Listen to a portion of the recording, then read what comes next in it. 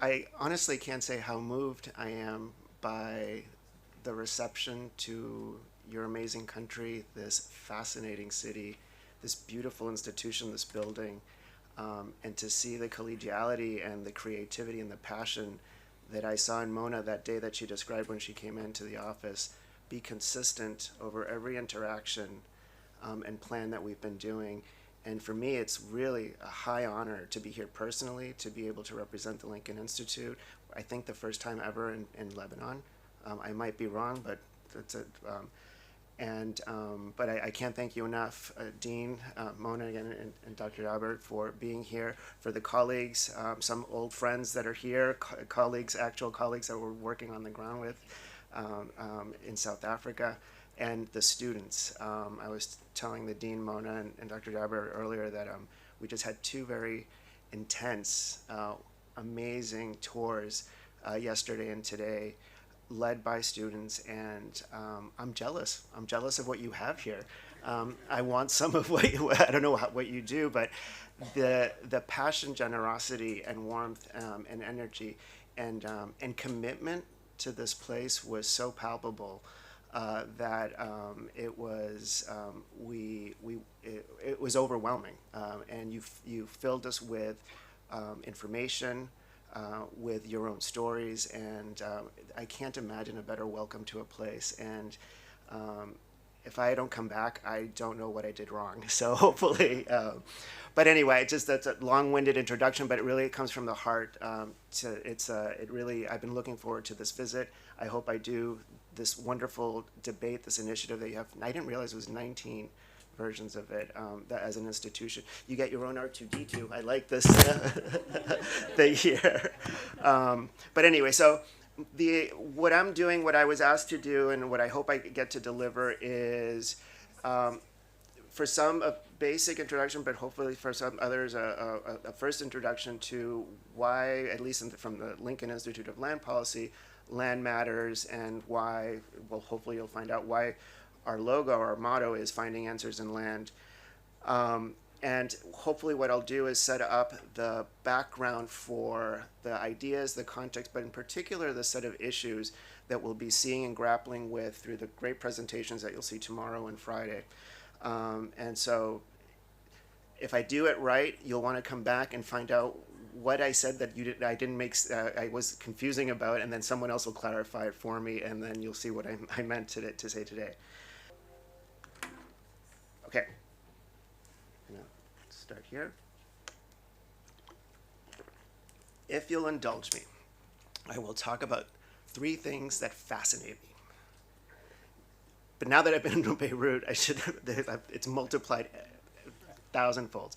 But for now, what fascinates me in the context of the conversation on land value capture and land policies? The tiny house in the island of Iliae in south off the southern coast of Iceland. Has anyone heard of this tiny house?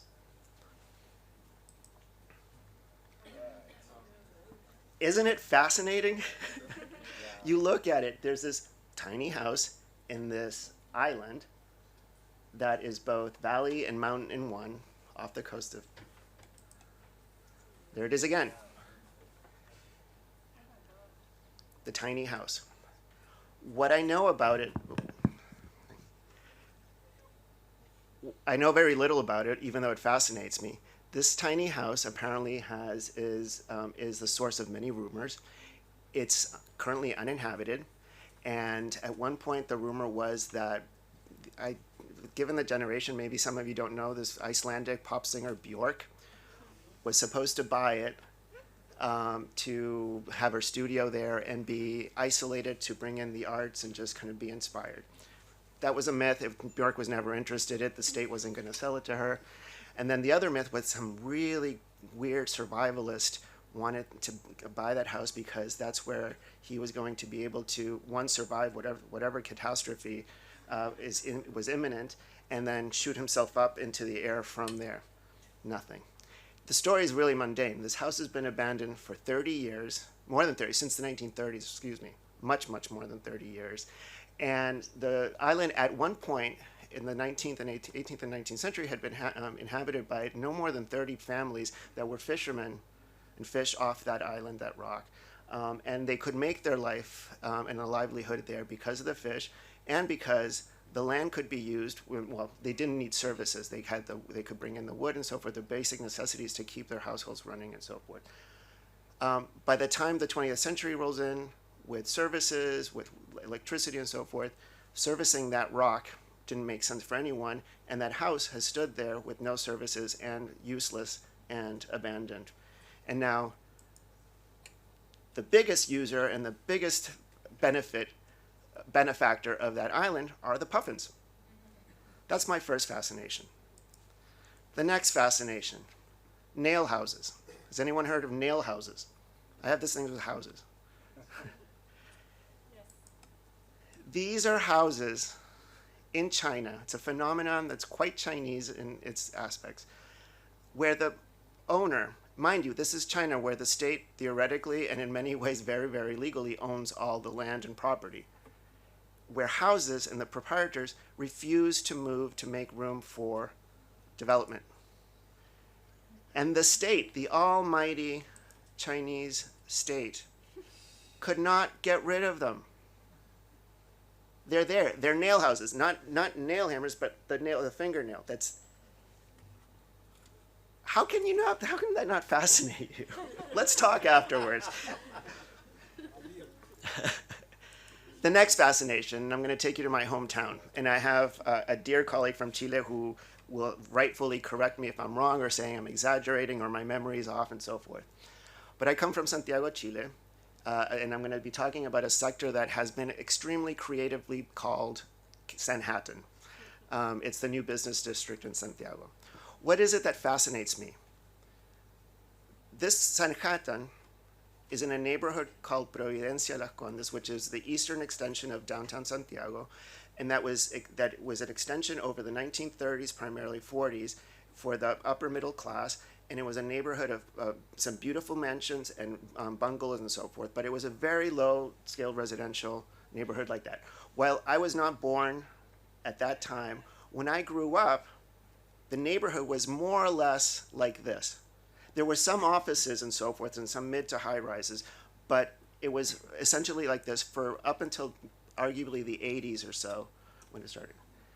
This neighborhood, this is one aspect, one part of the neighborhood, has become this, Sanhattan. This is, as a Chilean, I should be super proud, the tallest tower in Latin America with the biggest shopping mall in Latin America. It's actually not true anymore. The Mexicans have a tower that's about 10 meters taller, but we were there first. And they don't have a mall attached to it. But what fascinates me, this is a story about neighborhood redevelopment, and it's something that we saw over and over here. You see that in many cities. It's not unique to Santiago.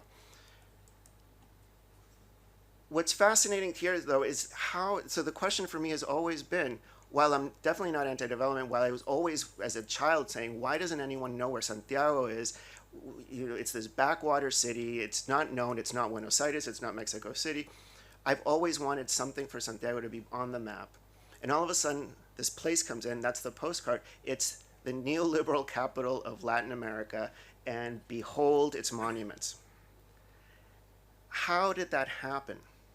And as planners, we're involved in this scenario, but still, if we come to think about it, how did the neighborhood evolve from that? And what are the issues that come around because of this scenario? Again, it's not unique to Santiago, but since I'm a little sucker and nostalgic for my hometown, I picked this. But I think you can pick multiple cities that have. So what's fascinating, and this shouldn't surprise you from someone that's been working at an institute that has land prominently figured in its title for the last 9 years, is that these are all stories about land in one shape or another. The first one is,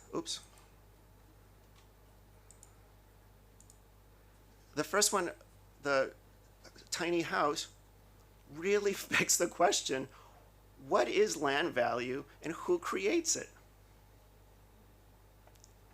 In this case, the land value of that island has nothing to do with the house. There's no social economic demand for it. The value is very much a bio and environmental one, and it's for the puffins and the service that the puffins do. I'm oversimplifying it, but it's not. There's no land value. here. The question is why, and what would make this valuable for capital, for interest, for investment?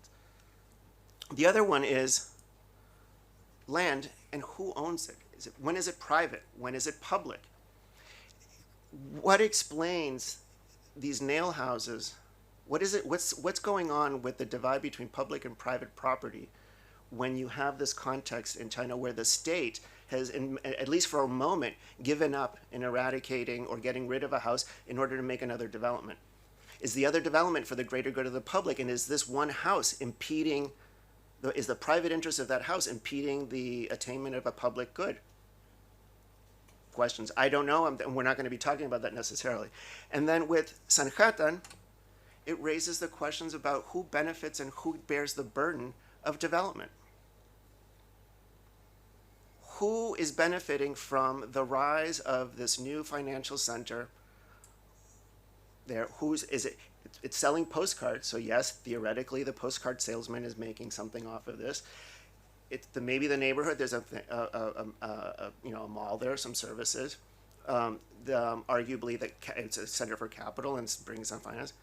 But from a city's perspective, one of the things that it didn't show quite clearly here is the burden that type of development, the intensity that represents on the urban fabric of what was, when I was growing up, a very residential, low-density neighborhood. The streets were not expanded, not initially. Someone had to build more bridges. The exits and entries for the buildings had to be made because that one tower brings in more people than that neighborhood ever saw at any one point. That's a burden. Who carries that burden? Who pays for that burden? So those are some of the issues that we talk about that are fascinating through those. And then ultimately, the land value. If we developed and serviced that island and it values that house and that house is able to be sold, Bjork wants to buy it, and that property has a particular value, who keeps the value of that land? Is it Bjork's, or is it the state of or the municipality that brought the services to that? For the development in Santiago, I don't know how they get rid of the bottom bar, but who owns?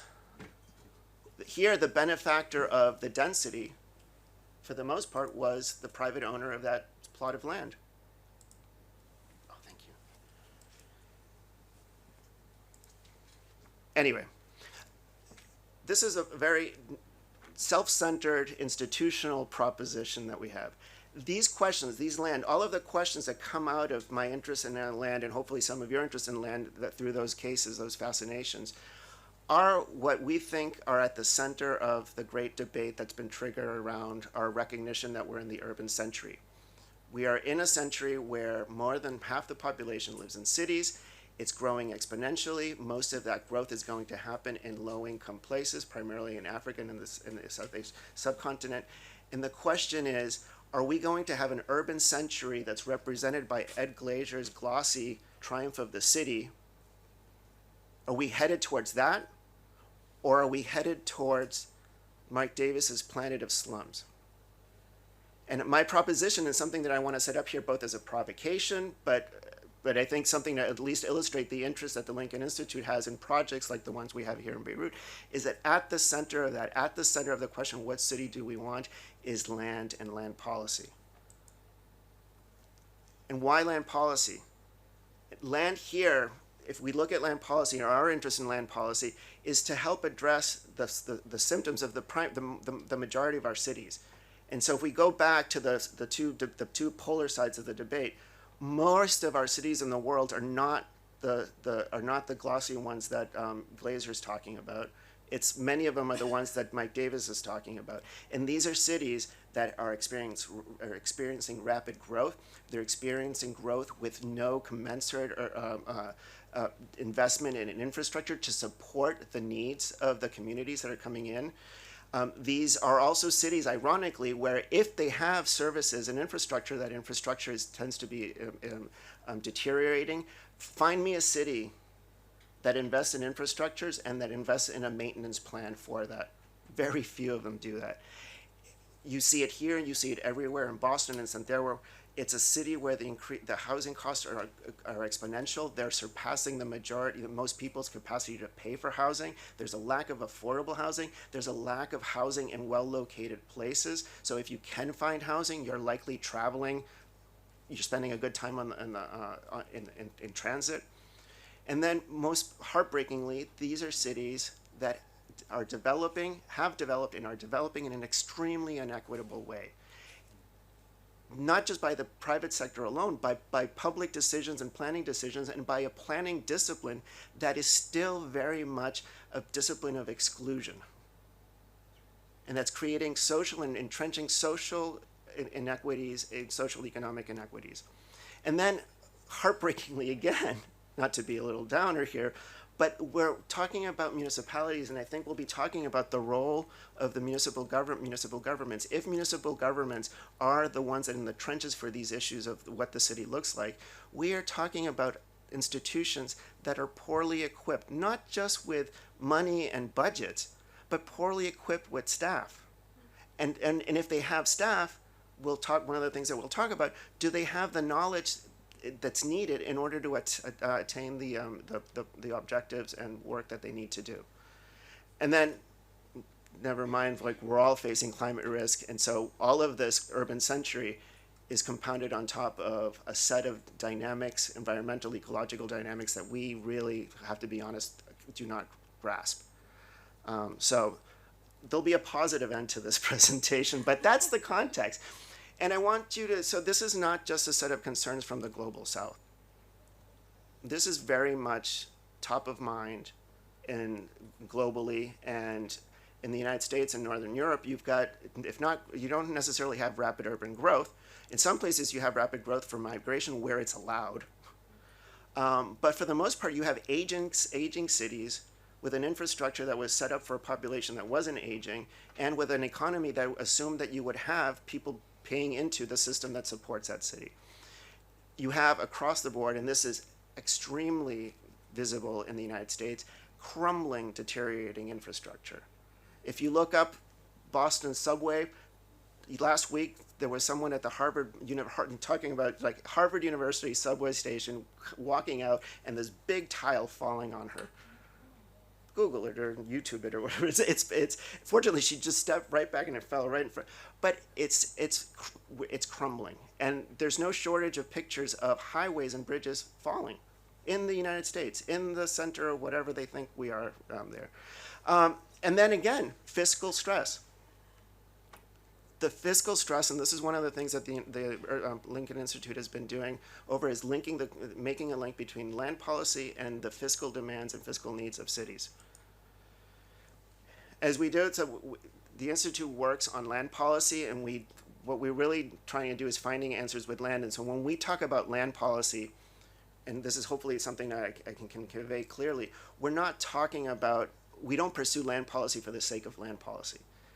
The reason we're interested and we're an institute that for the last 75, almost 80 years has been working on and improving our dialogue around land policy is that we see the link between good land policy and better social, economic, and environmental outcomes. And again, hopefully we'll see what that connection is.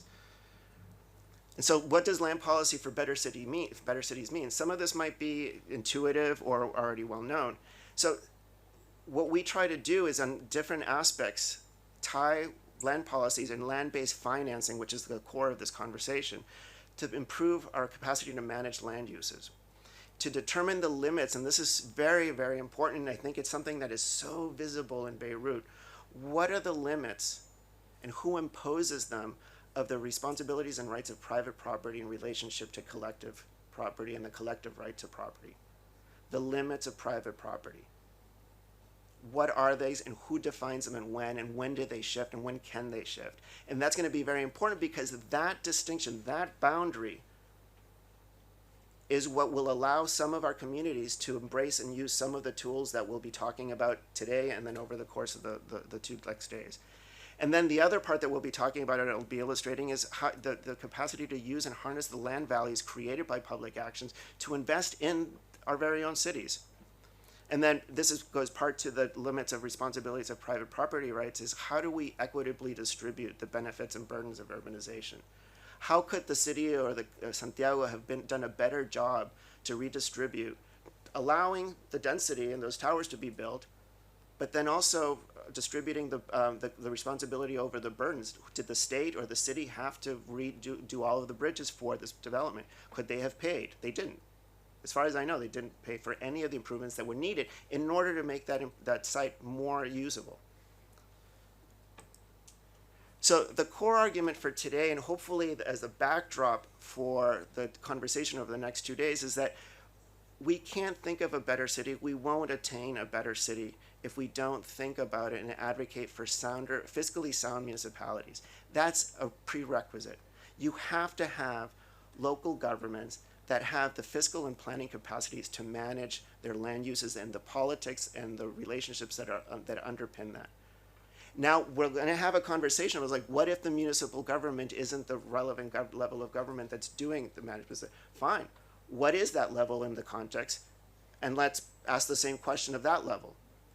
It's not just about local governments, but in most places, land uses and land management is still the domain of local governments. Many times unfairly so, because they don't have the resources to do that. The other part that I want to argue and hopefully demonstrate is that land is really, cities are sitting on their best resource, land, and they're not using it. And you see this here. You see this here. If the municipality, it doesn't have to be, you could be private land, but that land is still a public resource of sorts. And then the other part is, in order to make sense of this, you're sitting on untapped land, you have to understand, or we have to understand, or maybe hopefully agree, that land values are largely conditioned by governmental regulations, administrations, and investments. This is the point of, and it's usually the most controversial point. What creates value? For the most part, it's the public sector actions that allow land to be serviced and meet the demands that are pushing for that use. And then from there, if the government is generating land values increases or generating the land values, you can actually make, in many places constitutionally, a reclamation of that value back to the public coffers.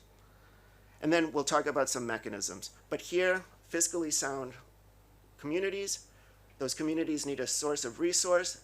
A primary source of resource is the land on which they're sitting on and the land that they most likely have to manage. And then that if and when there are investments from the public sector has a claim to the increments that are generated by those investments. And there are tools to mechanisms to recover them. And the thing that's going to be interesting for all of us, and these are questions, if we go down this path of thinking about fiscally healthy communities, leveraging land and the land values that they've generated, we're going to come up with several thorny questions that we have to deal with. What is your position on the social function of property? What is your position on the government and planning reach on land? What is that line between public and private, and who gets to manage land, and especially when land is privately held? What is the distinction between private rights versus development rights? What are the rights? If you have property rights, does that mean that you have the absolute right to develop it whatever way you want to? If you don't, can the city charge for development rights? You have your property rights, but if you don't own your development rights, can I charge you for those? And then the other question, and it is something that we'll see, is what do we do with the land values if we recover them? All right. Now we're going to get into the kind of theoretical meat and the core concepts that we are talking about, and the Lincoln Institute has worked with a passion. And I have to a shout out to my colleague Martin Smolka, who is the director, just recently retired, of the Latin America program, who really put this topic on the map, at least in Latin America, and helped us bridge our work in South Africa. So without this one particular person, it would have been very difficult. So just a basic primer on how urban land values increase. Land in and of itself has no inherent value. Hearing any gasps or like horrors, like, what do you mean? How can you make such a declaration for this? It doesn't. The value is driven by the demand for that land. But if that demand doesn't have is not met with certain faculties on that land, it doesn't meet it. So it has no value. Land starts gaining value when you improve infrastructure, or you put infrastructure on it for it to be used.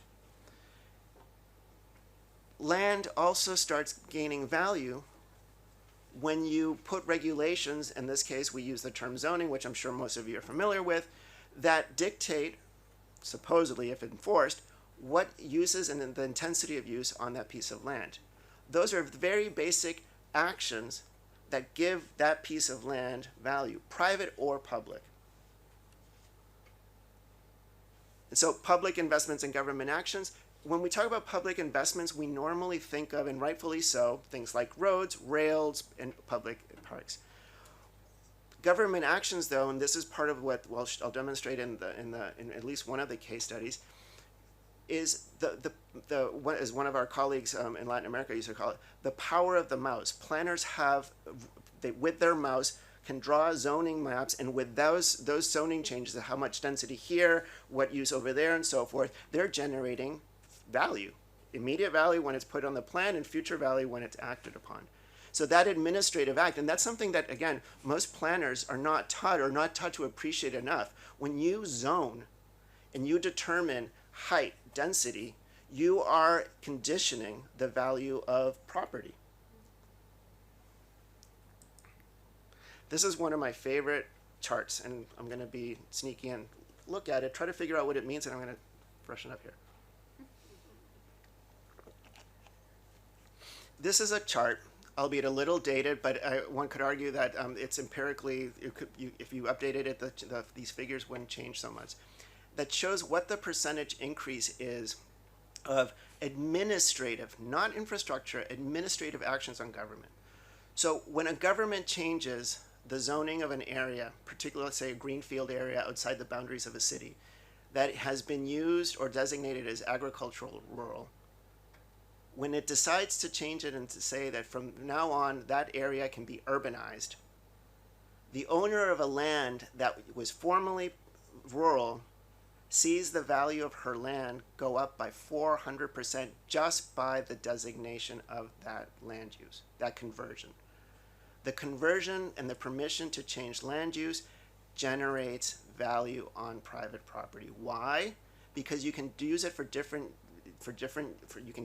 uses, and in this case, for the demand for land that's urbanized that could allow for housing or service and so forth, not growing potatoes. The others with building norms or zoning regulations, again, you see it, so you just need to read it from, so the action is on the left, and then the increment, just percentages.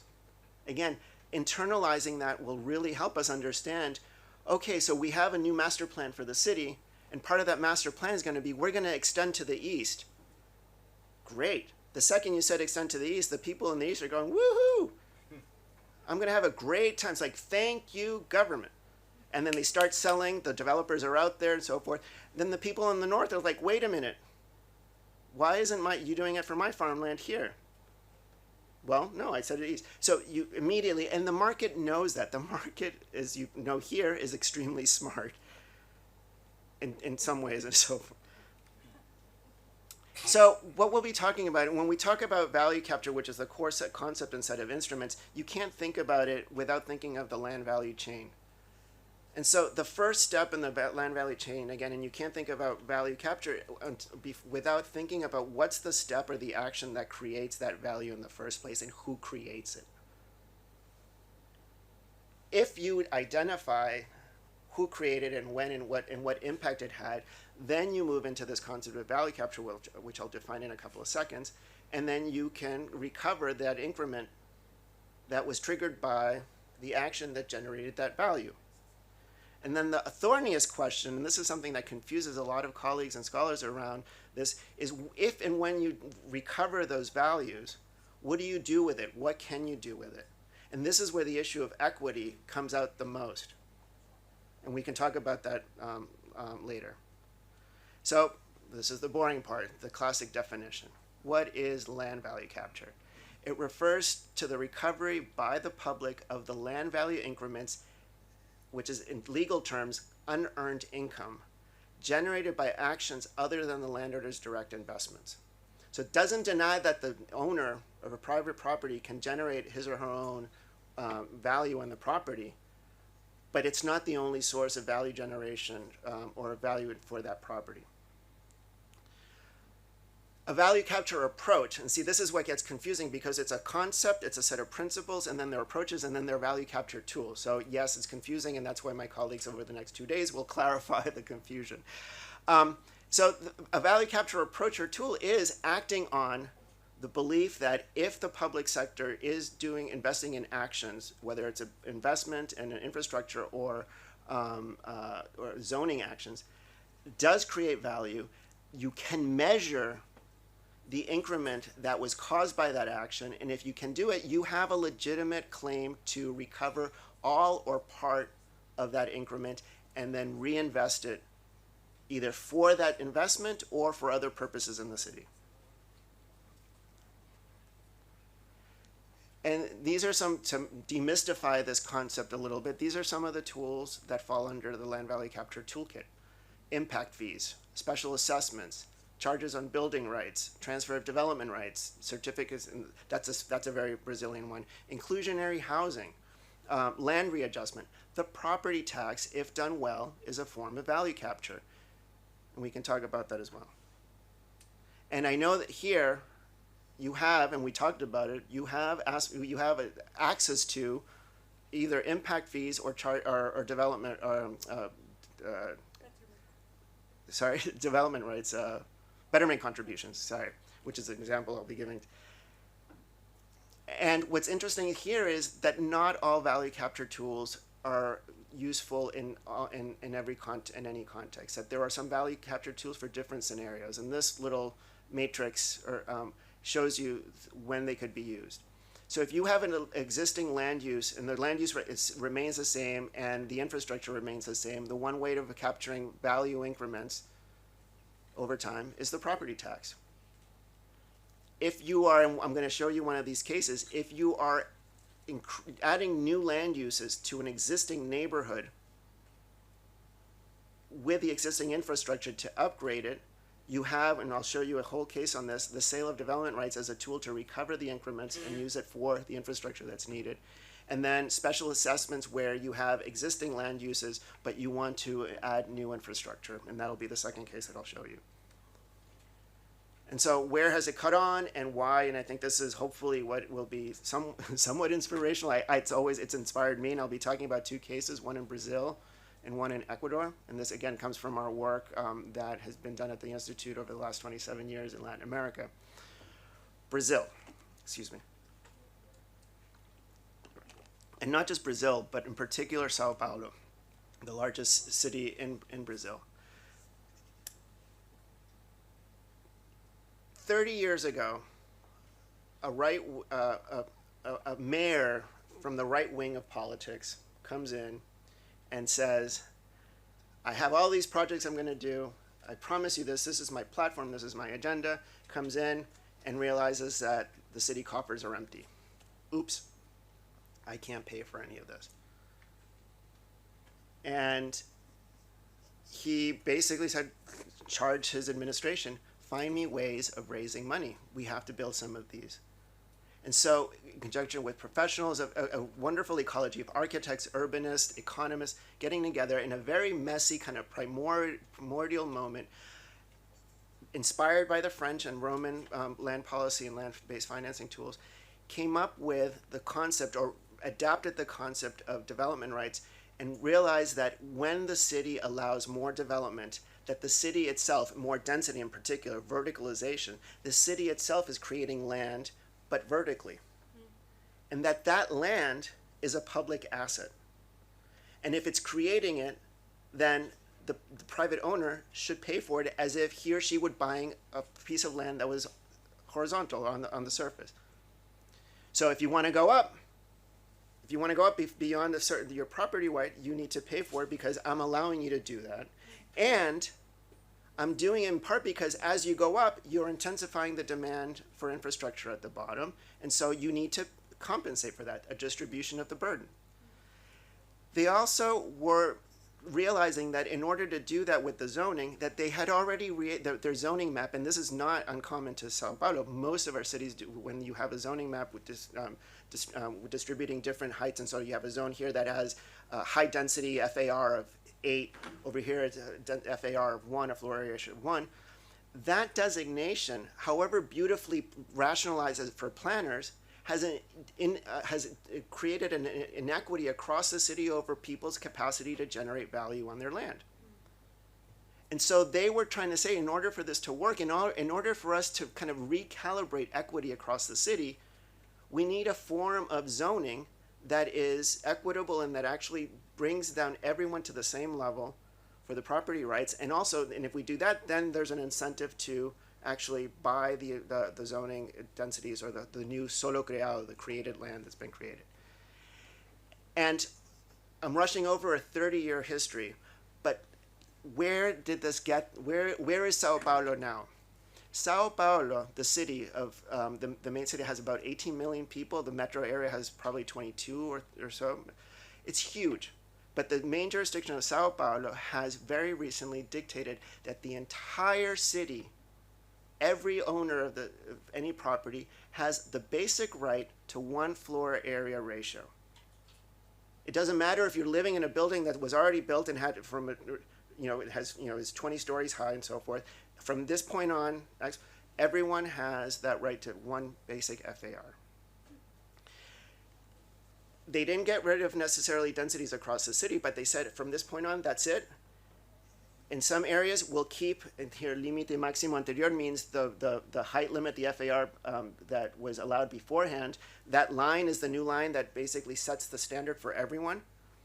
So before this basic FAR, if you were a property owner and you were in a zone that allowed you 3 FARs, nothing would stop you to build out to the 3. You didn't pay anyone, nothing. You just acted, it was by right. As of the implementation of the basic FAR, you can still build up to the 3, but you have to pay the city the 2 additional ones. Why? Because your density is increasing the burden on the city, and we're selling it at public asset, which is the air rights. And what they've done now too, and this is brilliant, and this is something that not most cities can do, they have the legal power to take the funds that are created from this tool and put it into an urban, what they call a fondur, that helps them finance development in areas, in particular housing and infrastructures, that had traditionally been ignored by the city. What does this look like in real life? This. So the basic FARs you see there, anyone, if you had a plot of land, you can build up to that. If you wanted, so the owner of the 2 on the right wanted to build higher, they paid for that additional height, and the city got the cash for that. Now, let's take it, and then they took this idea, they've taken this idea and hyper blown it, and this is the height of sophistication in my mind of land value capture uses. This goes back to one of the fascinations, how and why did neighborhoods transform? And how do you avoid the inequitable distribution of benefits and burdens like I showed you in Sanhattan? And in this issue area, how do you avoid urban redevelopment that avoids with displacement? Not all, or doesn't get rid, or doesn't, but avoids some displacement. This is the case of the urban operation, which is a technical planning tool that they have in the city of Sao Paulo, of Aguas para Allá. It's one of, I think, 5 or 6, maybe some more that they have across the cities. There are master plans that the city designates for urban redevelopment, and within that zone, it gets master planned similar to, dare I say, Solidaire, but this is, the city plans it on top of the private owners. They're not necessarily expropriating at this time. Designates the goal areas for development, core density corridors, green spaces, and so forth. Designates the heights. Everyone has the basic FAR. Then develops a plan for the type of infrastructure that would be needed sequentially to absorb the increased development on that site as it develops, so that the city can actually absorb the new densities and pay for it. Sounds too good to be true. To make matters more interesting, in this particular polygon master plan, there was an informal settlement, a favela, that for the grace of its grassroots organizing, lobbied hard to have a plan that allowed them to stay in place and not be displaced because of the redevelopment. Stop the displacement. That political commitment, which ironically isn't, you don't see it in all of the other urban operations, is unique here, and it was negotiated, and it was built into the plan, into the financial plan of this urban operations. So the money that was generated by the people that were interested in developing in that area was partly designated to fund the rehabilitation and the upgrading of that informal settlement. What does this place look like today? Keep these images in mind. It's this. The towers that are in front are in the same site that the favelas were that I showed you in the previous. They built that complex with the funds generated by the sale of the development rights.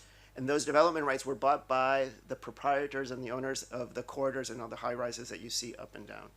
Transformation over since the 1990s. On top of that, the sale of the development rights generated so much money that they were able to pay for what is now Sao Paulo's icon bridge. I forget the name of it, but is that little bridge there. And that's the view from what was the informal settlements. It's the upgraded housing. That's the power of sale of development rights. It's not perfect. I've given you a 30-year story, and hopefully not too long a time. But you can do this, and we can criticize it. We should criticize it, but it really shows you where the frontier is of using land policy with planning, with social action in mind, to get a city that is at least a little bit better than it was before. How am I with time? I have no idea. Oh, okay. This is the case of Cuenca, Ecuador, and I'll run by it through quickly. Cuenca is the third largest city in Ecuador. It's about 500,000 people, 700 in the metro area. Again, another municipality that is not unique in the world. A larger infrastructure agenda and list of works that it needed to do. Didn't have the fiscal capacity to do it. Didn't even have the bureaucratic capacity to follow through on some of the plans that it wanted. But under a mayor, back almost in the early 2000s, they decided to use a tool that the Ecuadorians, the betterment contribution tools, to raise the money. The betterment contribution is a special charge or levy on a property that is benefited by a public investment, or at least for the portion of the benefit that you get. So if there's a road that's put in front of you that improves the circulation, or the sidewalk or sewers, literally a portion of that's in front of your property increases the value of your property, improves your property, and then the city charges you for that. They decided to embark on a revolutionary betterment contribution project that allowed them to, within 10 to 12 years, pay for 1,800 public projects. They generated revenue per capita of $200. That might be insignificant, but in Ecuador it's a lot. They were paying more per capita, getting the revenue than Bogota, which is one of the larger cities to use betterment contributions. And it paid for 270 kilometers of roads. 90% of the households that were charged these levies paid within 4 years. 95 or 60% of them collected the betterment contributions, and then there was a 3% non-compliance rate. How did they do this? It was political will to do it, and that seems funny, but the political will here takes a couple of dimensions. One, committing to it, and then recognizing that in order to do this, you had to invest in your municipal staff, your assessors, your collectors, your planners, your public works. And you had to have the capacity to mobilize the resource to do that. But the other innovation that they had, and we don't need to look at this, and I'll go into the considerations, but what they did, and this is what's beautiful, and is what local governments can inspire national governments to do, is that the way that they raised the initial seed capital for these projects, the trigger was for the city to go to the Central Bank of Ecuador and say, give me a starter loan for these projects and I will pay it back with the recovery of the betterment contributions. The central bank must have said, sure, here, take the money. Yeah, and I know you'll pay it back, wink, wink, wink. They were incentivized enough to pay, and they paid back the credit from the betterment contributions. They showed the capacity, the visible capacity to competency to do the projects. They inspired, and so much so that they inspired people to pay for what they needed to do, and they recovered the money to pay the credibility to the program. That experience drove the government to create a program that incentivized other municipalities, in particular smaller municipalities, to take out more loans from the central banks, with the payment, assuming that the payment would be recovered through the recovery of betterment contributions, which was not only paying back that, but it assumed that you were investing in your local capacity to apply this tool. I'm going to skip through this because, and I want to talk about, if you think this is easy, wow, great, I'm going to do it tomorrow. Let's talk about the challenges, and I think that's what we'll be talking about in the next 2 days. And this, again, I credit Martin for inspiring this wonderful set of challenges with the I's. He calls it the 5 I's. The first challenge is ignorance.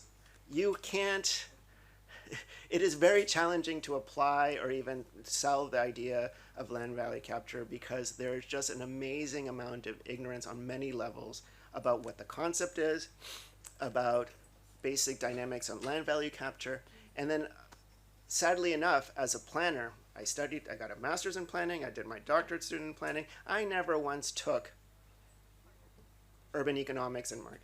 Planners don't know how land markets work. And I would put that under ignorance. And if we keep working at that level, we will never be ahead of the game. That goes for public leaders and so forth, but at the level of the staff, and then anyone else that's interested on where new resources can come from. Interest, that's the easiest one. And I don't need to be pedantic here, but you can tell who might not be interested or whose interests might be violated if these tools and policies were applied. This is super, and this is what gets us fascinating enough, and then hopefully we'll have a conversation as political scientists here and governors, whose interests are violated by these tools, are affronted, and whose are empowered by them, and how do those dynamics play out. Inertia. This is something that we don't tend to consider too much, especially from a bureaucratic level. There is a lot of disincentives within our public sector to change the way we do things. You can all be saying, this is a great idea, but tomorrow I've got this other report. You can see that dynamic. That is not a small, inertia is not a small challenge or obstacle when it comes to actually trying to get this on the ground. Inertia was what the Ecuadorian example busted by saying we can't do business as usual anymore. The other one is, and this is the one I added, and I don't, it might actually not even be a word, is illegible, but I needed another I. The legislation and the way we talk about the tools need to be accessible to more than the people that draft them. If you are drafting a set of frameworks, and this is what's beautiful about the case in South Africa that you might hear about at the provincial level, you need a simple, accessible framework and regulatory thing that everyone or most everyone can understand. If you can't, it's prone to abuse, or not even abuse, assuming it gets even used, because if it gives you a headache, you're not going to use it, or you don't understand it. And then if it's not well written, it could lead to a huge amount of abuse, and it could be, you can turn a value capture into an anti-value capture tool. What we've learned, we've done that. Again, one of the basic reasons we, in some cases, embarrassingly so, we're called the evangelists of land value capture, and hopefully that's done with jest. But it really is at the end of the day, it's a very pragmatic approach to financing and planning for our cities. Many jurisdictions, and this is a question for my colleagues here, is like, what's the legal framework that enables or disables the use of these? Because you can have jurisdictions where you're legally impeded from doing that. There are a lot of equity implications here. This is a way to promote equity and correct some of the distortions that planning and investments and public investments have made in our cities. And it can be efficient when you actually get a handle of the tools. What it takes, strong management skills. You need an understanding and a shared understanding of how land markets work. You need a comprehensive monitoring system for property, and you need fluid dialogue between the key stakeholders that are involved in value capture. I won't go into that. I think I covered that. And then, so again, what we'll see in the next 3 days, and I'm really excited that my part's almost over because I could sit back and listen and learn. You're going to be hearing a lot of cases about value creation, one step of this value chain. You're going to be hearing some cases about value capture itself, and then you're going to be hearing about some of the value distribution, and hopefully collectively, if no one case or presentation does it, we put all of these together to really get an assessment of what we're dealing with and what opportunities are ahead for us and for our cities, and collectively as a group. And then again, what we'll cover is we're going to be grappling with some of these thorny issues that are both personal, ideological, and institutional. Questions around property rights, the reach of planning, our own ideas of density and what we would allow, whether we can charge or not charge, issues of occupations and evictions, and then partnerships.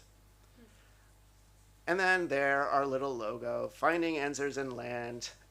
Thank you so much for this privilege of just blabbing and gabbing to you.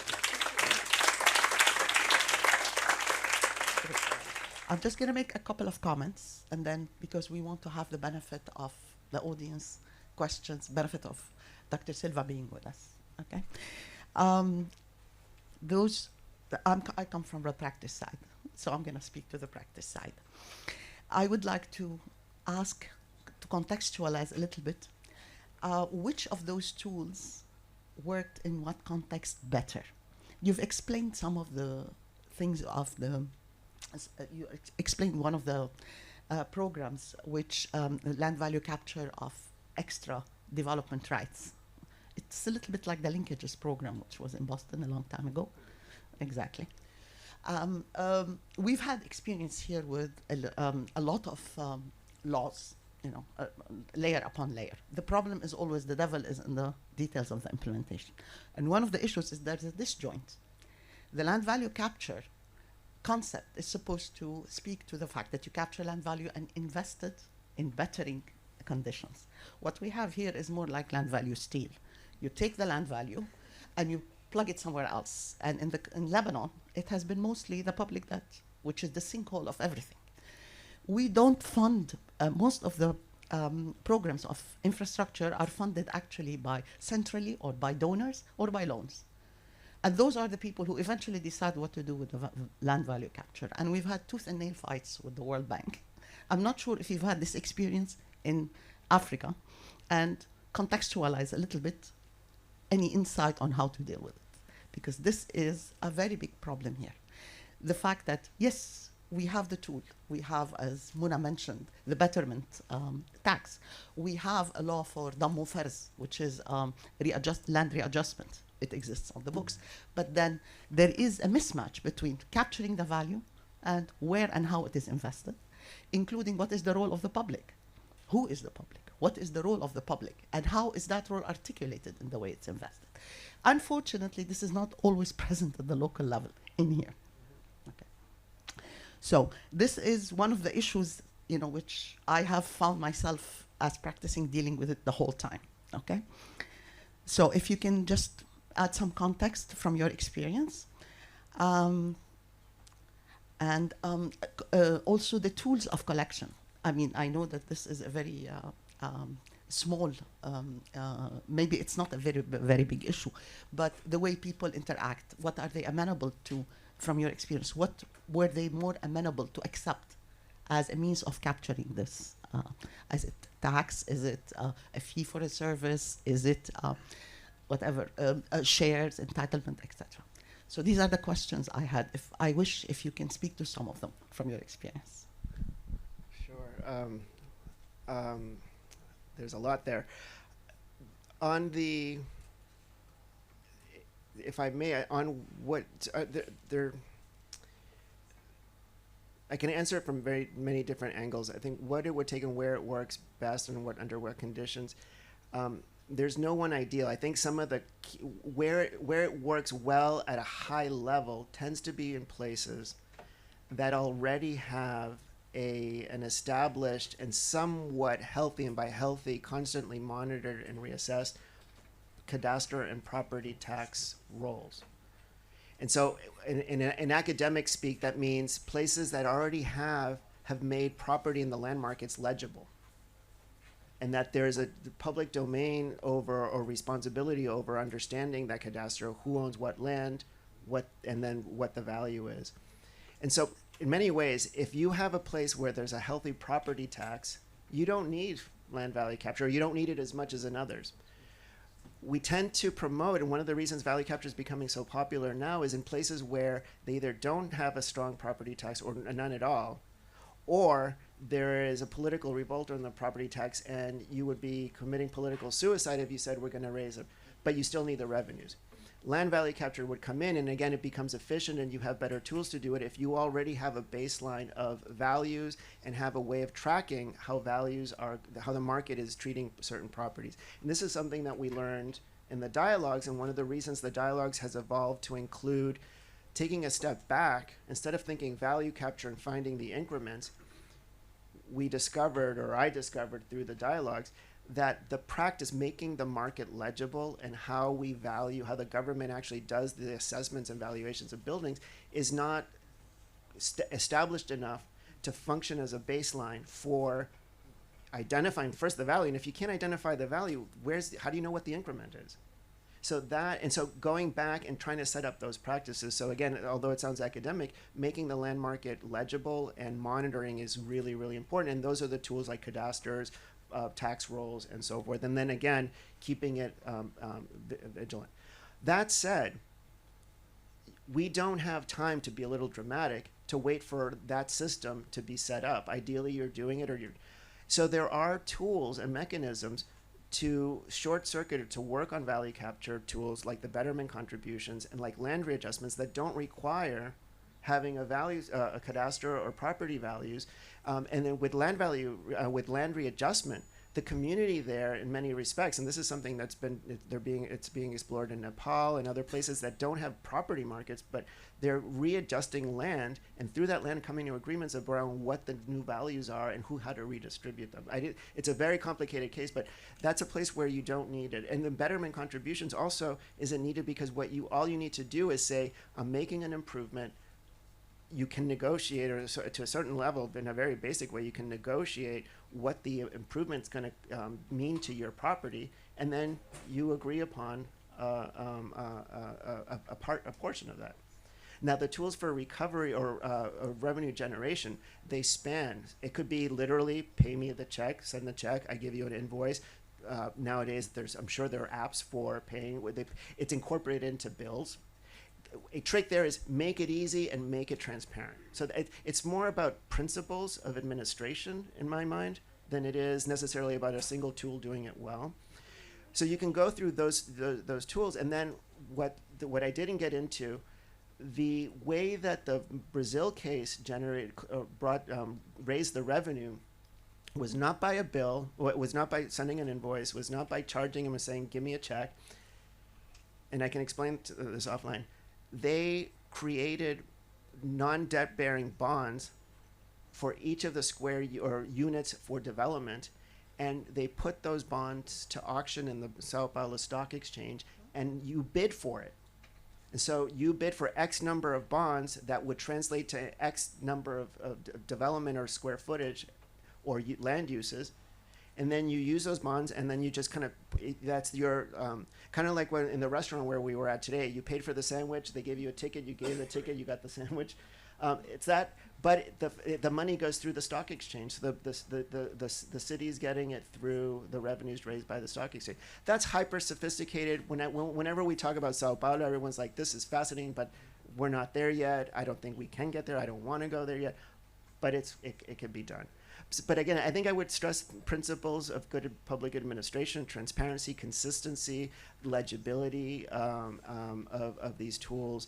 And then again, these aren't tools, especially with a property, they're not in competition. They're complementary, and that's the other thing, is that you don't really want to kind of make them compete, because you'll be doing this yourself a disservice on the long run for the range of revenue tools that your city could have. I hope I. Yes. Yeah. Just one follow-up, and then we will open up, which is, do you think, or in your experience, public interest is represented best at the local level, best at the national level? Because we have a very curious case here. The local level doesn't necessarily operate better than the than the national level, for a variety of reasons. Politics of identity, which exist on the national level, are reflected on the local level, and a lot of times the decisions for reinvestment are as opaque at the local level as they are at the national level. And as I said, in Lebanon, when a financier or donor drives the agenda, all of the revenue is going to go to plug some hole somewhere else. So, in your experience, have you had this range of experiences in other countries? Do you have anything to comment on that? Any direction? Sure. I mean, I'm glad you prompted me about this question, because I was thinking about it. Without going into, I am not. I think we've experimented. Those of us that have been following kind of the Washington Consensus and so forth, we've experienced talk about evangelism, the supposed beauty and promise of decentralization, and this assumption that if things trickle down, and then the best government is the subsidiary government at the local level, and so therefore decentralized, and it's a very market way of understanding it. The best resources are best managed by, and therefore if resources are best managed by the units that are, then that's the public, that adds up to the public interest. I don't want to fall into the trap of even indirectly reinforcing that, and I do believe that there are some things in some places it works, where if you decentralize, it does work, but it's not necessarily the answer. So what I would say, or what I would do if I go in a place that's hyper centralized, is where is the public interest represented in a hyper centralized place, and start working at that level. It doesn't mean you can't go down to the city level. That scale in a central place. So yes, there are physical territorial scales, but at the political level, if it's managed up here, then you can't ignore that. You can have grassroots ways of vindicating the relevance of the local level, and that's institution building. But I wouldn't, and you see that. So the Brazilian case is fascinating, because although it's a federal republic and it has states, and the municipalities have historically been relatively autonomous, which is not the case in most Latin American countries. Municipalities have been the creation of their administrative delegations of the state, if that, or just very weak. Most of the urban tools and policies, the fact that at one point Brazil, and I think it's coming back, has a ministry of cities, was inspired by the vindication at the local level in cities through political parties saying local matters work at the district level. These are some of the tools that you need to use. This is how we're going to fund things. This is for whom we're going to fund things and where we're going to plan. And that inspired, kind of like the Cuenca case, national policy changes. So it can go both ways. So it really depends on the case. But again, what I would be cautious of is just assuming that this kind of re-emphasizing this kind of Washington Consensus view of decentralization, where you inherently just give them and what we foolishly did in so many cases. You have the powers and the jurisdiction, but we're not giving you the money. So you still have places where you have the autonomy, but we're still going to control you by giving you 70% of your income through transfers. This is very much the case, that we have a limit on how much municipalities can expend, and they can make all the decisions they like, and then we cut them at the knees. So you cannot spend more than X. It's a very cool. Okay, I don't want to monopolize the discussion anymore. I want to open, please. Over there. Hello. I just want to ask you, especially when it comes to public transport, Beirut is notorious for its lack of public transport, and the land value capture has been an essential tool to fund transit-oriented development in Hong Kong and in Asia. So I would like your remarks on that, how we can link transport, housing, and land value capture. This is the cheap answer is look at cases like Hong Kong. but I think there you have to, that's for me, the biggest question would be, if I were to, landing here, it's like, how does the transportation system work, and is it public? Who's investing in it, and so forth? Because if you don't have that, if you don't, or like you have you can, again, it doesn't have to be the public sector. It could be arrangements like in Hong Kong where it's a public-private thing, but it's a publicly driven approach to developing the infrastructure, and then which means that you have the capacity to plan the network, which is citywide, interjurisdictional. You've got the institutions that are managing it, and then you actually incorporate into the plans your understanding of how that infrastructure is raising values. And that's what I was meaning. What happens most often is that, forget that you have, let's assume you have a public transportation agency that functions and you have the resources to do the extension. Most places don't think of, and we had a case in the United States, of the impact it has on local land markets and how that could be leveraged. We just had a case, there's a case right now of an extension of a light rail line in Washington, D.C., just north, just outside of the district, in two counties in Maryland, the Purple Line. There, the issue was they already paid for it. They were lucky enough that it was fully funded. They didn't have to pay for it, and they had the master plan. But the two counties hadn't been ready to kind of figure out they had been ready, and they knew that the investment was going to generate pressures for development. And then the question was, are you going to benefit from that pressure from development? You had made the investment, you're inducing it in a certain way. What are you going to do? And it's like, well, we can't do value capture and charge for the infrastructure because it's already paid. It's like, well, what you can do is look at your master plans and where your stations are, and then figure out if there's a way of doing a sale of development rights. And so the counterintuitive recommendation there was, do not upzone. Don't touch your master plan. Leave it as it is. Leave it as if that light rail never existed. Look at it. Think about where you want to put certain things, and then plan for, not necessarily. And this is in the United States, is one basic FAR is heresy. It's like, we never said do a one basic FAR, but why can't you sell development air rights? Why can't you charge for the additional, or do inclusionary housing? And so there it was. You actually you did something wrong, and that was really good of you, which was they didn't touch the plan yet, and said, don't do it, study it. So I would that in a way, but I think the cases, and that there are multiple ways and approaches of doing that.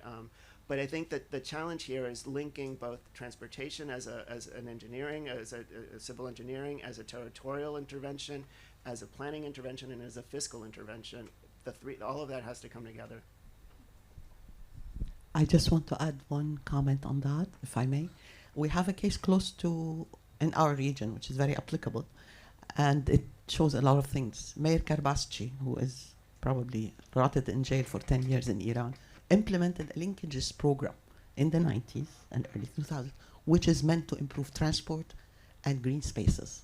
And it was a smashing success at some point while it lasted, until he was thrown in jail for different reasons. But it's not undoable in our region to conceive of things like this. What it did take is a champion, very committed champion, who created an area of excellence that others could relate to. So it is not far-fetched to think of these tools here. That's a great point. Sorry. History, none of these tools, very few of these tools are brand new. And if you need a historian here, because we found out, for example, in Lima, Peru, right now they passed a law that allows land value capture, is very innovative and so forth. But in the process of drafting that law, we had people, students, doing histories of the development of the capital, Lima. And then it turned out that at the turn of the 20th century, they used betterment contributions to fund the extension of the city out beyond its historic core for the streets. And so you go back to Peru and you said, like we don't get, we can't do better. And it's like, you kind of did. So why can't you do it again? And so that's really important. It's like, you don't want me involved in rocket science. And good thing it's not necessarily rocket science. It's political jujitsu. But it's it happens. It does happen. In our areas. Yes, three small comments. First, about the relationship between FAR and land value.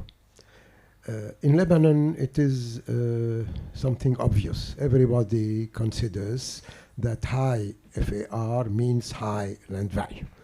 From the small inhabitant in a village who owns his house to the big contractor or developer, they always consider that raise the FFR, it will raise land value. But this is not always true. We have examples where, for example, some areas secluded with villas, etc., where the land value is higher than other places where the FAR is very high. And this is not only in Lebanon, you find it everywhere. This is the strength of ideological images when you sell something and you're capable of distorting the rule. This is very simple. Another comment in Lebanon also. In Lebanon, private property is sacred. It's written in the constitution. So the relationship between private and public is totally distorted in favor of the private. This is clear. However, we have, since the 60s, several tools for value capture. One of the very common one is that it's inscribed in the urban planning rules.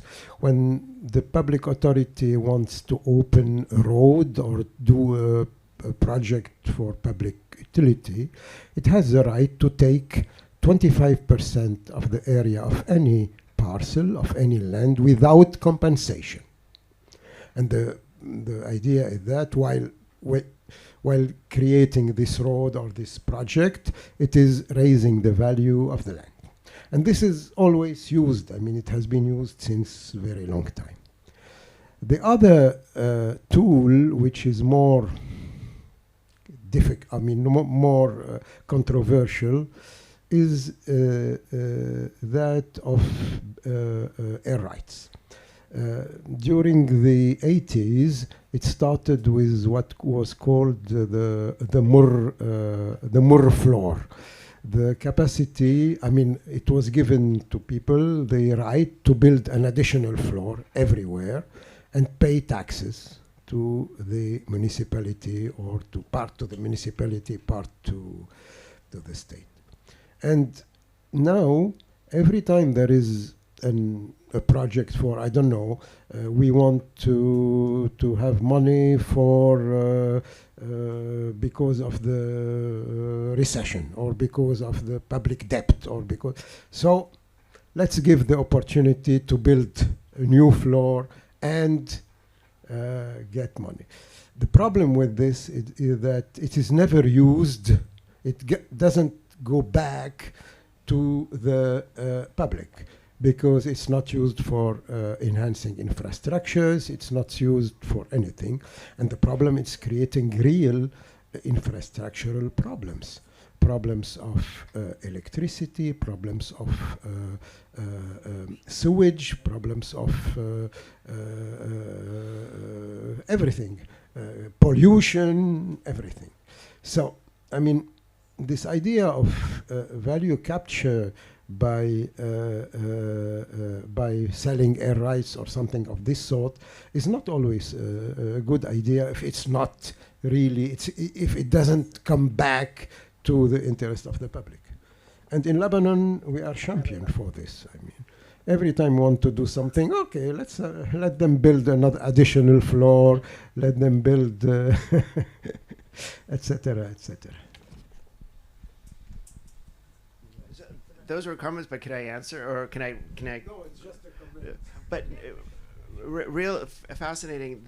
On the FAR, you're complete. Having more FAR doesn't mean that your pockets will be full of money, and that's where it's market driven. So one of the things that, for example, in the sale of development rights that has happened in some of the urban operations in Sao Paulo is that they couldn't sell the density because they knew the market wouldn't absorb it. So yeah, you're right. So having it doesn't mean it. It's acting on it and so forth. So this is where, and this is also where the value capture is a good argument we can, and I think we'll be able to talk about it over the course of, is a good way of curbing speculation. Because you'll think twice before acting on buying or doing the investment, the density, or acting on what you can have. On the sacred, on the hallowed private property, maybe my colleague Francisco can talk more about it. In Chile, Chile is not too unlike Lebanon, where private property is extremely sacred. Even there, though, if you have creative lawyers and advocates, you can find ways around finding limits to private property, even when private property is a sacred cow. And if planning exists, if planning exists, that means that there's already some recognition that there's a public legitimate action to curb private property. So it's not that impenetrable. On the air rights, and here, so this is one of those things where, in the cases that you described, it's not the tool that's the problem. It's something else. So let's stop bashing the tools. And I'm not saying you were doing that, but let's focus on the management and so forth. And you're right, it's very open. This is why I was talking about the illegibility. You need very clear rules about where to spend it, who gets it, and so forth. You need, and that transparency has to be there. But you're completely right. Having the tools in and of itself is not going to make them work as they could work. Yeah, and in our case, as we said, it's land value steal, because LFS. Because what you do is you have the public debt, and we had the front line of planners haggling with the World Bank, no less, that she's everything as a prospect for reducing the public debt. And the discussion was the public debt cannot be, you need something to improve the sewage. You can't throw everything at the public debt. It will swallow everything, and it will not make a dent even. So the way, maybe one of the things to look at is how do you fund infrastructure? And why is infrastructure funding always tied to somebody else who sets an agenda that has nothing to do with the planning? One hand doesn't know the other. You mentioned several times that administrative and legal frameworks are critical to implementing land value capture. And all of these requirements are directly related to political will that we don't have in Lebanon, since we cannot see any public official in the room. So that argument being said, do you consider that the implication of land value capture in low-income countries is too ambitious? And based on your research, what could be the possible strategies that we as planner can navigate through these challenges to promote land value capture in low-income countries such as Lebanon? I would never say don't try. Try it. And you can try it at different scales.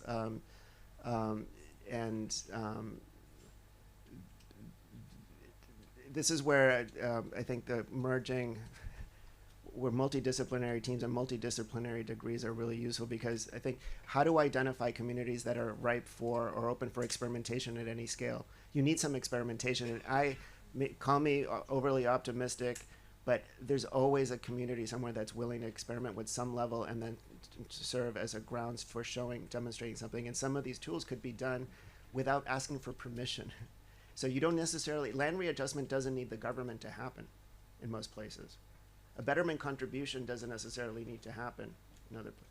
So we're documenting cases where in informal settlements in Bolivia, the communities that create the informal settlements created their own version of a betterment contribution because the government was absent. So I think understanding and being able to analyze that political context and the scales, and it goes back to do you fight the national government or the local? It depends on where the key space is, and also where the slippage points are in cases where you have this kind of monolithic or heavy-handed state. That's a little too theoretical, but I think that the point is, find me a place, I can't believe that there aren't places in Lebanon, and we had this conversation. There must be some district that might be willing to have these conversations about how to raise money either collectively to demonstrate or something. And if you have that, that's a step forward. And then there might be someone, and then work on people's self-interest. The mayor of Sao Paulo, he needed money. And someone presented that the value capture or the seeds for value capture as an idea. It could have been something else. It could have said rob someone, but he took value capture. Someone that in value capture, this is what's fascinating about value capture. From the right, it looks like it's a left-wing thing, and from the left, it looks like a right-wing thing. It's a fiscal tool. And then so you have to find those moments where, if you're really, really pinched, where are you going to get the resources? And so I'm really hard-pressed to think that there are moments or opportunities of slippage or experimentation here. And that's what's fascinating about the experiments and the dialogues that we heard. If you have different people and different stakeholders, you hear opportunities that you might not have assumed, just assuming that you knew what the other part was thinking about. Hi, Enrique. Thank you. That's not fair. Next. No. Just I want to learn from you. Yeah. So thank you for the presentation. I have a question actually on how this is being promoted by planners to municipal councillors who are, for example, running for elections. So we know that this is supposed to sell as a winning card for whoever is running to elections in the municipality, because you're serving public benefit, you're increasing revenues for municipalities. But at the same time, we know that municipal council members want to congregate political clout around them. And particularly in cities, those are property owners. So this will create contradiction between actually collecting political clout on the one hand and actually selling a winning card, which is a policy that will eventually carry public benefit, where the municipal members will be proud of and will sell off as doing an achievement. So based on your experience, how did these municipal council members or authorities, local and central authorities, promote this idea? How did they take it, and how did the residents receive it on the other end? Was it received as an accomplishment, or was it received as... so how can we navigate this contradiction in between selling it off as an accomplishment and actually losing our political clout if we're running for municipal elections? This is interesting. It's a contradiction if you don't time it right. Because, and this goes back to betterment contributions and this idea of visible competency. And this is why the Ecuador case is so fascinating. In a relatively short time within one administration, and I don't know in that particular case, but I'll talk about another case where you have the ideas being pushed from within to the leaders.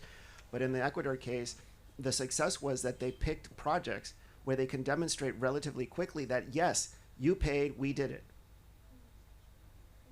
And so that visible and that capacity to start demonstrating, again, that competency builds a lot. I've seen it build a lot of trust.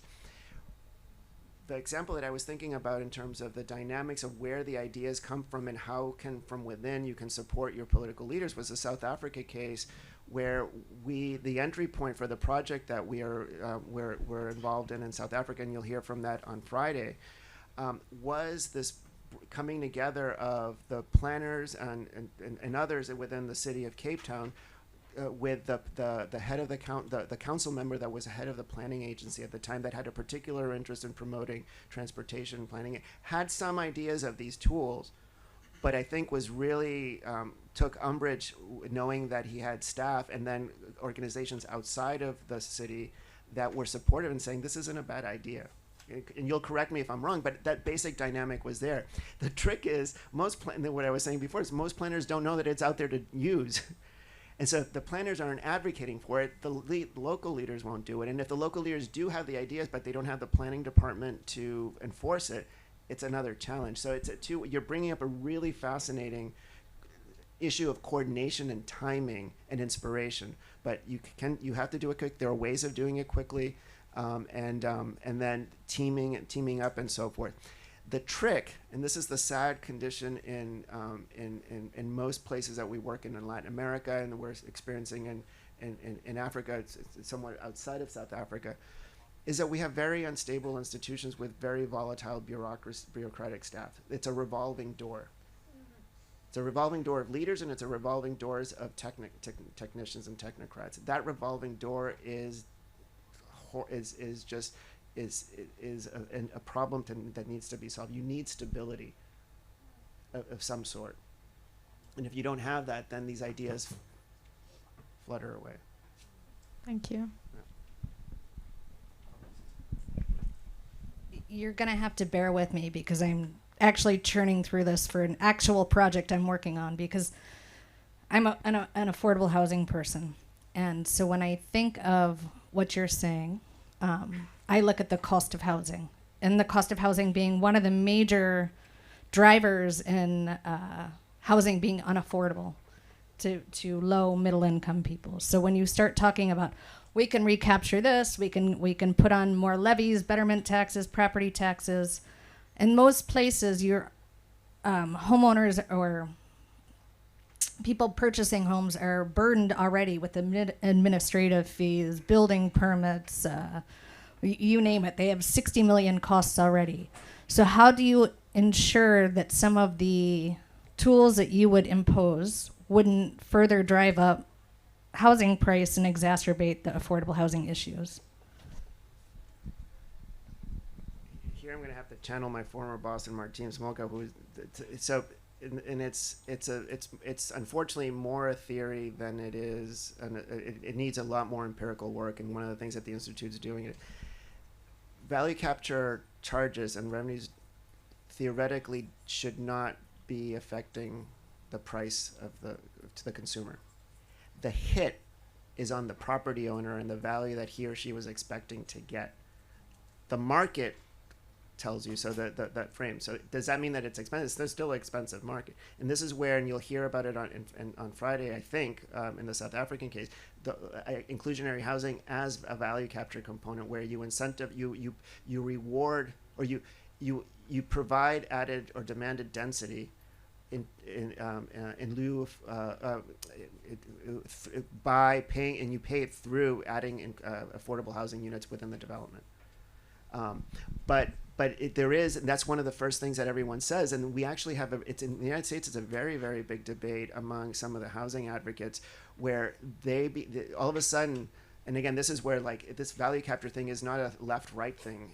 You have very progressive folks saying, do not value, like, so places, we're all celebrating the fact that cities are now getting rid of single-family zoning and allowing multi-density and so forth, and you can leverage that, and it's going to bring more units. When you say value capture for recovery of the value, the increments because of that density, housing advocates say it's going to make the housing expensive, and then that housing is not going to go for the. It remains to be seen, but I think there are cases, and we're getting cases and empirical evidence from Brazil where it does not affect the end price of it. The real hit is on the property owner that loses the increment that he or she expected. It's a tough sell, I'll admit it.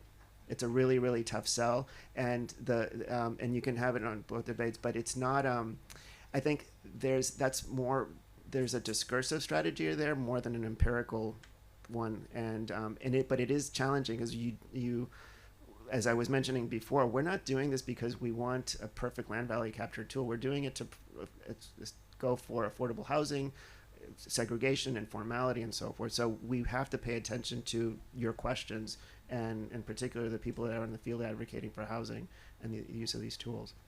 It's not perfect, but but I wouldn't throw it out either. I just see inclusionary zoning. It's a tool to create affordable housing, and it's a great tool with varying success. But in terms of market rate, market housing at the very basic cost, I think it can. It needs to be managed. No, but then that's an issue of looking at how to manage the land market in general, and whether or not there's land available that is accessible, and how to target, or what mechanisms can you use to actually.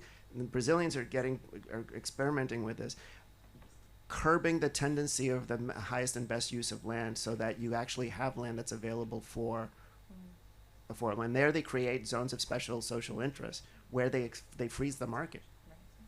That's, again, that can happen in Brazil. the tools exist. Do you want to apply them? And how do you want to? Is Tent City an example of successful? You remember Tent City in Copley? Behind Tent. Oh, 10 cities. Oh. No, that's a the 10 cities are a material manifestation of a failed land market and housing market. That's like what we were seeing today in the tour. You have a bad housing. Your public housing option is turning a blind eye to the overcrowding of sectors of the city. That's your public housing, and that's it's a 10 cities within buildings, from what I understand the description that you were getting. Hi. First of all, thank you for the presentation and the dialogue. It's really beautifully framed and lots of interesting things, and it's a very interesting way to put all of this and see land as this resource. My question is related to so this idea which was mentioned of the public-private partnerships. So in, let's say, countries of the global south, notably Lebanon, and in this context which we're in. My first question is, so could public-private partnerships to some extent come instead of this local authority which you were mentioning, which has to be implementing this land value capture? And the second question is, could this also public-private partnership so facilitate the process of looking at the issue at many scales, maybe from the large scale, the national, to the smaller, the more local? Maybe having these real estate companies in collaboration with the public agencies or with other state institutions, could this facilitate the many scales of the process to be maybe more smooth, more comprehensive, or tackle all of the issues at hand? Thanks. Oof.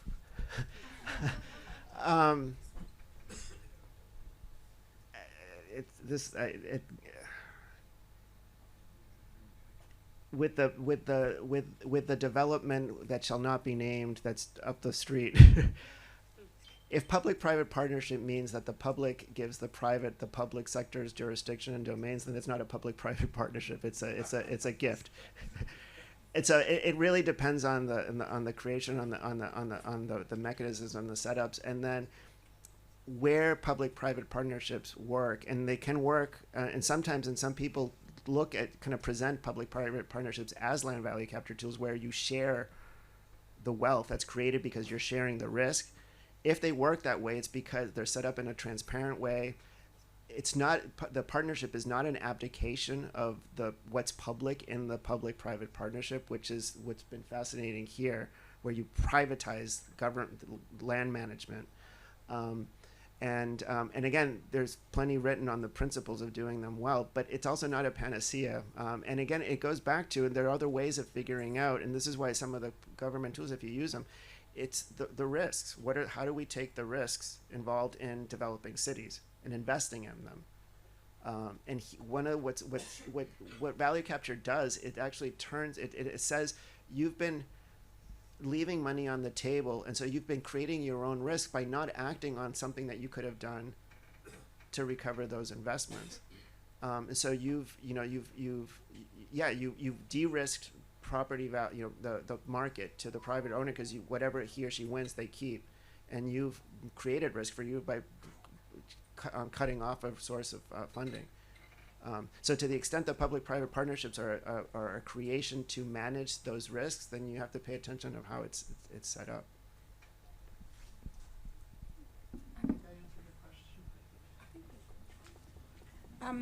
I'm gonna step into.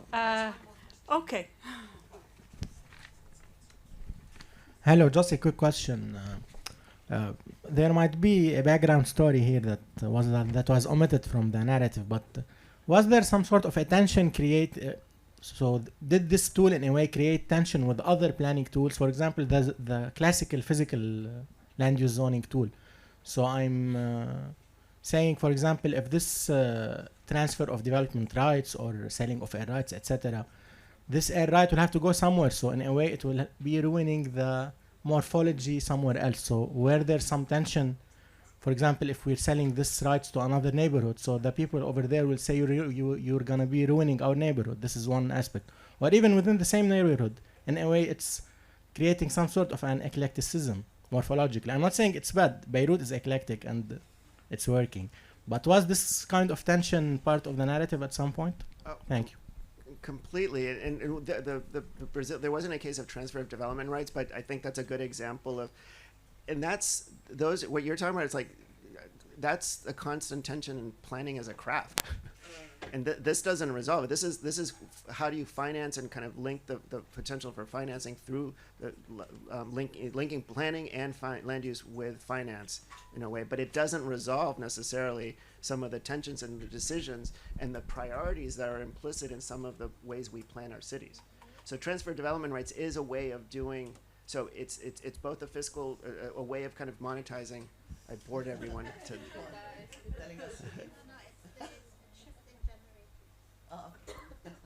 We're not asked to leave.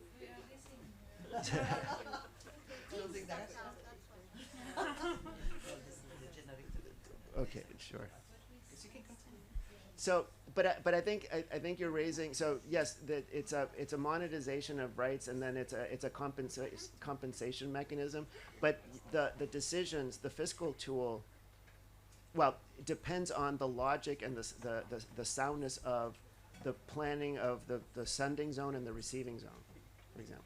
And yeah, there could be tensions about it. Like, right, it's like you know, are you creating a mechanism or a plan that where the receiving zone doesn't want to receive them, and then therefore you can't sell it. So you actually undermine the objective of generating revenue because you had a flawed plan, spatial plan around the two components of this TDR, which is the zone that's sending the rights that can't be used on to the zone that can receive them. And then that's community participation and having lights on and no. Actually, it's actually better to have these conversations without lights. You can think of it more. But I think for when I hear that question, I'm hearing questions about the challenges in my own discipline in planning and the challenges that we have and how to plan well and with equity and understanding and being much more sophisticated about the way our spatial decisions have very concrete social and environmental impacts, for better or for worse. And we're practicing the craft, and I've yet to see something that's ideal. If there are no more questions. I think we need to leave a few questions for tomorrow and the day after. Okay. Can I just offer Yes. a couple of comments at Please. the end? Thank you very, very much. Of course, big hand, Dr. Silva. Thank you very much for a very enlightening, detailed, contextual. And from my perspective, I think the takeaways are very obvious. First of all, we are hopeful. If it's implemented in Bogota or in Iran, it can be implemented here with a couple of champions, with some push, and there is a very vibrant civil society here, as you have noticed. The second thing is, we defined, if in land value capture, we have tools, but we need to define what is public and where the public interest. And I think this is a major takeaway. If you want to reinvest, it doesn't matter if it's local or national or other. The thing is to define where the public interest lies, and then you can proceed from there, and you can't go wrong. And experiment. You are planners, and you're very creative. Thank you very much.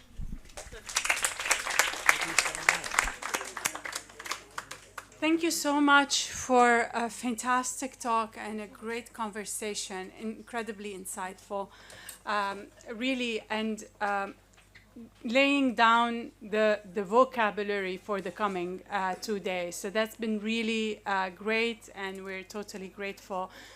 For those of you who feel that this is something that applies elsewhere, I just want to let you know that when we started working on the dialogues, Abir and I started digging out when betterment contributions were first discussed in Lebanon and how they came.